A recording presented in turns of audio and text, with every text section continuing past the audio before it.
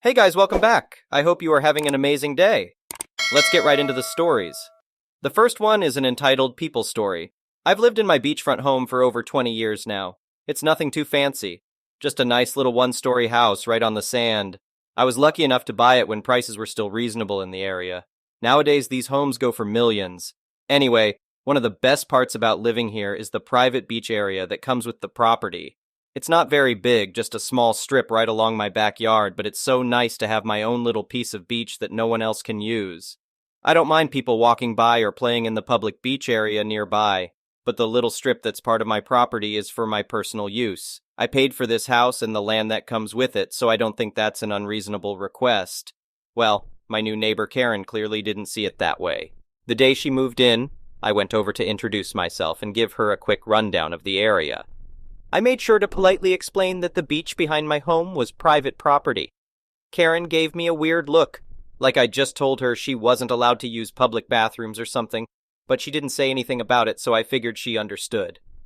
A few weeks later, I looked out my window and saw a small tent set up in the middle of my private beach area. There was also a little campfire going. I walked outside to investigate and found none other than Karen hanging around the tent with a few friends. They were casually roasting marshmallows like they were in their own backyard. "Hey there, what's going on?" I asked as politely as I could manage. "Oh, hi, isn't this great?" Karen said excitedly. "It's so nice to just hang out here by the water." I took a deep breath, trying hard to hold my tongue. "Yes, it's very nice, but as I mentioned before, this is actually my private beach area. I'll have to ask you to move your tent and fire pit off my property." Karen's smile dropped immediately. "Are you serious? The beach belongs to everyone. I should be allowed to camp here if I want." I could feel my patience wearing thin, but I stayed calm. "I'm afraid that's not how private property works. I own this land, and I kindly ask that you respect that." "Oh, you're being completely unreasonable," Karen huffed. "It's not hurting anyone for us to hang out here for one night. Don't be such a jerk about it." Now I was getting angry, but I managed to keep my cool and simply said, "I'm going to have to insist that you pack up your things and leave. This is private property." Karen folded her arms across her chest defiantly. "No, I'm not moving. We have just as much right to be here as you do." At this point, I'd had it. I told Karen firmly that if they didn't vacate the premises immediately, I would be forced to call the police. Karen's eyes went wide with shock. Then she got a smug look on her face and said, "You can't force us to leave without an eviction notice. I know my rights, but fine. Go ahead and call the cops if you want. We'll tell them how you're harassing us for no reason." I shook my head in disbelief and went back inside to call the police. I gave them a full report of what was happening. The dispatcher assured me they would send someone out promptly. About 15 minutes later, a police car pulled up. 2 officers got out, and I showed them where Karen and her friends were still camped out on my beach. The cops spoke to Karen first, presumably hearing her side of the story. Then they came to talk to me. I politely explained that they were trespassing on my private property and refused to leave when asked. The officers were very understanding. They went back over to Karen and her friends and firmly told them they needed to pack up their stuff and leave immediately. Karen argued and complained, but eventually the cops convinced her to take down the tent and put out the fire. She shot me a nasty glare as she hauled her stuff off my beach with her friends. I smiled and gave a little wave as the officers escorted them away. I thought that would be the end of it. But a few hours later, I got a call from the police department. Apparently after they left, Karen had gone down to the station to file harassment charges against me. She was claiming I had verbally assaulted her and her friends. I told the officer who called that Karen was outright lying. I remained calm and polite the entire interaction. I even offered to provide security camera footage proving that I never yelled at them or got aggressive. Thankfully, the police believed me. They told me they had already decided not to pursue charges after hearing Karen's exaggerated story. I was relieved I wouldn't have to go to court over her ridiculous accusations. It's been a few months now, and I haven't had any more issues with Karen trespassing. She still gives me angry glares whenever we cross paths in the neighborhood, but I don't really care what she thinks of me. I was completely in the right standing up for my property. If she wants to have beach bonfires and campouts, she can join a local campground like everyone else. Karen learned the hard way that trying to freeload off others won't get her very far in life. The next one is a pro-revenge story. So this was quite a few years ago. One day my kids were skating in a quarter pipe when a truck came around the corner with a guy driving and he saw my daughter come off the quarter pipe.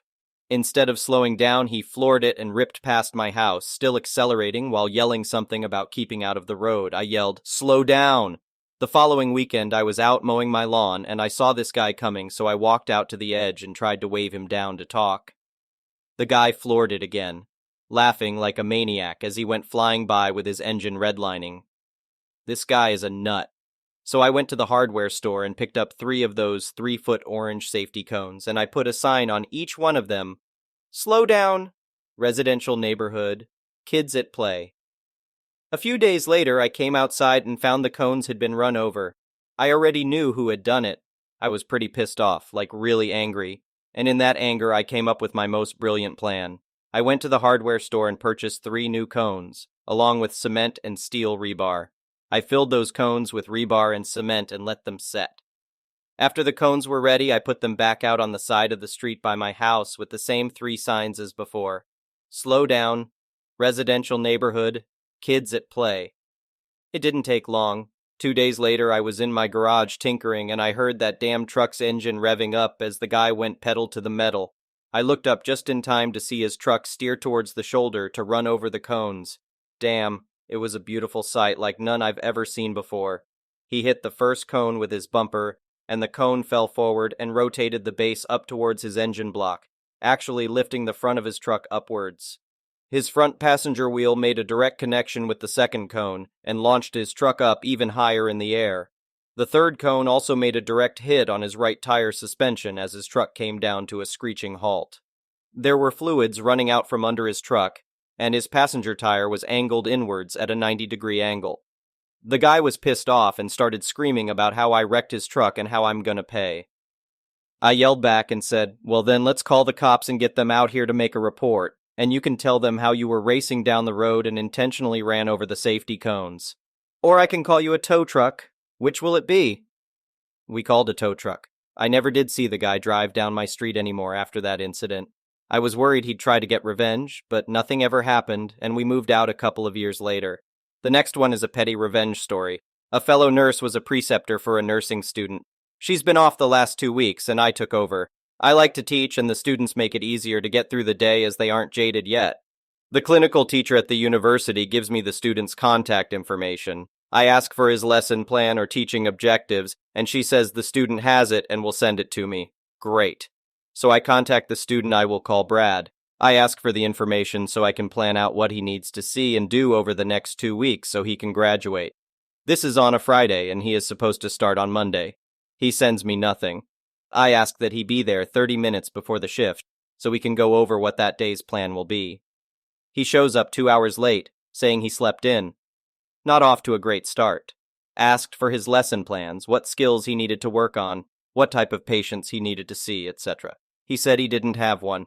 The last nurse gave him an evaluation, and that was all he needed to pass clinical, so he was just going to shadow me for 2 weeks and graduate. I've precepted before and know this to be bullcrap. I contacted his clinical teacher and his previous preceptor. She filled out her evaluation and was going to fail him, but because the term wasn't over, she left anything that wasn't completed blank, as he still had an opportunity to demonstrate knowledge, skill, and judgment in those areas over the next few weeks. The clinical teacher asked that I give the pass-fail evaluation and sent me all the paperwork. Brad, who's 22 and apparently knows everything, was informed daily, and I made a point of doing this daily, that I was willing to teach skills, answer questions, provide learning experiences with various procedures on whatever type of patient he needs, from children to geriatric, long-term illness to acute accidents. What you need, Brad? I got something behind curtain hash 3. Brad didn't want to learn or do anything, so he didn't. I had him for 10 days, and he was late 7 times and spent most of his time getting garbage out of the vending machines and hanging out in the lounge. Even if he was inclined, I wouldn't let him near patients until he demonstrated he knew what he was doing.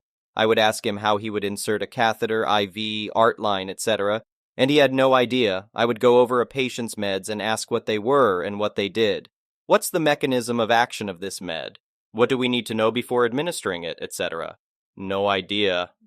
But he was smug, said he knew all this stuff and is just biding his time until graduation. It's an easy job. Girls can do it. Okay, I could have and probably should have told him I was doing his evaluation, but it must have slipped my mind. I had been in contact with his clinical teacher about 3 times and letting her know exactly what is going on, and she said it was up to him to pass or fail. His last day was Friday, and today, Monday, I met his clinical teacher and went over my evaluation, pulling no punches. She wasn't surprised as he had problems before and was barely in the program, having failed once before. I am asked to wait a few minutes, and the clinical teacher leaves.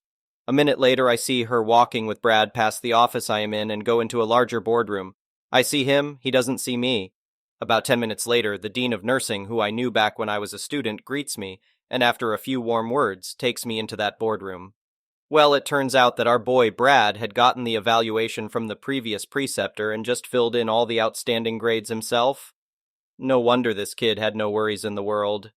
He turned a pale white you only see in linen when he saw me. I handed him a copy of my evaluation that I had previously sent to the clinical teacher, and his face went from white to ashen to red in just seconds. Well, Brad not only failed the course, but was expelled from the program for breaching academic integrity and fraud or something like that. It's a good thing he knows everything, because that will help him with whatever he plans to do next, because it won't be nursing. The next one is a malicious compliance story.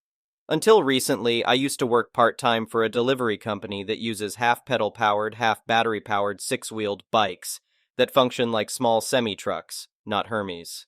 I intentionally avoided mentioning my actual company name.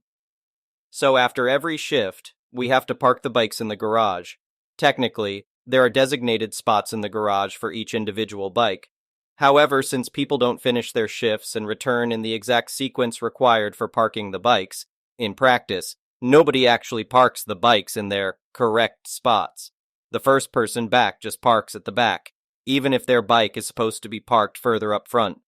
The next person to return parks in front of the first parked bike, and so on. The shift managers are aware of this and are okay with it. They work in the garage, so they understand the situation.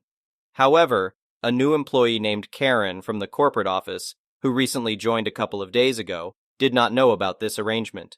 She unexpectedly visited at the end of one day to check things out and noticed that my bike was parked at the very front. I had finished last that day due to an extended shift. Karen immediately called me and criticized me on the phone, conveying her displeasure quite directly. I called my shift manager right after and informed him about the situation. He said something like, "Well, technically she is right, so we can't directly oppose her. I suggest you simply ignore her. I doubt she will return to check." However, my competitive side did not want to let Karen have this victory over me. I decided to follow her instructions to the letter. I waited for a few more days until I had another long shift. I arrived early to claim the bike that was technically designated to be parked at the very back. You can probably predict where this is going. After completing my route, I purposely returned slowly to ensure I would be the last one back. Upon returning, I individually moved each and every bike in the garage. Then I parked my bike and took my time to ensure it was positioned perfectly in the center, both lengthwise and widthwise. This process took quite a while since the bikes function similarly to semi-trucks in terms of their movement mechanism. Consequently, it took me nearly 10 minutes to properly position one bike. I had 59 more bikes to go. I meticulously parked each and every bike in their designated spots until late into the night. My shift manager caught on to my plan fairly quickly and chose to turn a blind eye, as I was technically acting upon instructions from higher-ups. On that day, I logged 6 hours of overtime before clocking out, which led to a substantial increase in my pay. The following morning, the accounting department contacted me, questioning whether I had forgotten to clock out and returned later to do so, given that my clock-out time was approximately 6 hours later than everyone else's. I explained the situation to them in detail and suggested that they review the security camera footage inside the garage to verify that I had been working the entire time. Eventually, they relented and advised me not to repeat the action. Politely, I declined and asserted that I would carry out the same procedure the next day, as those were my given orders. They responded, "Our management team will reach out to you with updated instructions soon. Please adhere to those instructions." I agreed. Later that day, I received a message on Slack from Karen before starting my shift. She advised me to follow my shift manager's directions when parking my bike from now on. True to my word, I repeated the exact same process that day because my shift manager did indeed mention that the bikes were technically meant to be parked in their designated spots. I had the same conversation with the accounting department the following morning and received yet another Slack message from Karen, this time stating that I should park my bike in a manner that made practical sense. To this day, I am still relishing my triumph over corporate Karen. The next one is an entitled People Story. I knew a lady who was going through a divorce. I was her tech person when she had a home business, and I was invited to her 40th birthday party. She wanted a new TV and a sound system hooked up. I needed my car because the TV would fit in it. We went together to pick up the TV, and while out, she went to do a little shopping for food, etc. During that moment, her ex saw us together. I am married and just helped this person. I hooked up her TV, the party happened, and I helped clean up at the end when her friends left. The ex heard from her friends that I stayed after the party ended. A few weeks later, she wanted a GPS setup for her car. It was a hot day, and her house air conditioner stopped working. I went there and knocked on the door. She didn't answer. I heard the car running in the garage. I went back to the door to look in the front window. The house was full of smoke. I opened the front door, which was not locked, and found her passed out on the couch. I picked her up and took her outside. She was breathing and coughing. I went back in, and she had the car running with the window down to make the car's air conditioner cool the house down by the internal access door to the garage, instead of filling up the house with carbon monoxide, which almost killed her. Yes, I have seen more stupid things, but not deadly. I turned off the car and opened up all the windows and doors. She was crying outside because she almost died, and if she did, people would think she deliberately killed herself. Instead, it was a mistake. If I had arrived a few minutes later, she would have been dead. I comforted her, and at that moment, the ex drove past on one of his stalking runs. Later, I saw him when he was picking up his kids from school. He called me a cheating prick, which was surprising because we got along before they broke up. He had already been spreading rumors to everyone that I was sleeping with her. He told his whole family, her family, and eventually got to my family. I didn't do anything wrong, and when I told them all what really happened, nobody believed me. Everyone believes him that something was happening before they broke up. Then he was making up extra reasons to say she was with me. Oddly, my wife is the person who laughed it off because she doesn't believe I would ever cheat on her, especially with that woman. The next one is an entitled parent story. I was not with him. My boyfriend is the vet in this. Keep in mind this is all secondhand through his experiences relayed to me. The incident occurred yesterday at the grocery store while my partner was shopping. This is actually a challenging task for him. He doesn't like all the aisles and people in stores, and he doesn't like that he feels distracted from paying attention to his surroundings by needing to concentrate on the list of items he needs. Because he's hard of hearing, he also can't easily hear where people are, and this is hard for him. Also, it's worth noting that he has extra trouble hearing high-pitched sounds like kids' and women's voices. During the COVID lockdown, he lost a lot of progress he had made with his anxiety, but he's working on getting back to where he was. He has a service dog now, which has helped him immensely, not just in public. He sleeps better now, and the dog will alert him when he is becoming anxious based on his behaviors and can calm him. It's really incredible. The dog has a vest. If you read it, you'd see he has a patch that says PTSD service dog, do not distract, and one that says hard of hearing handler. His dog is trained to guard him from people and alert him which side he's being approached from. This is not aggressive. The dog just uses its body to block him off and touches his legs while doing it so he knows someone is there.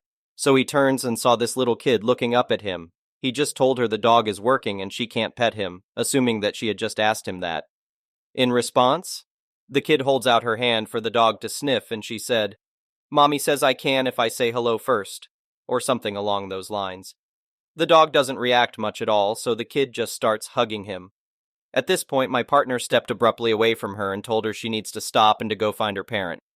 Now, he couldn't tell if the kid was old enough to read, but he's not really mad at the kid because a parent should be responsible for her in a store.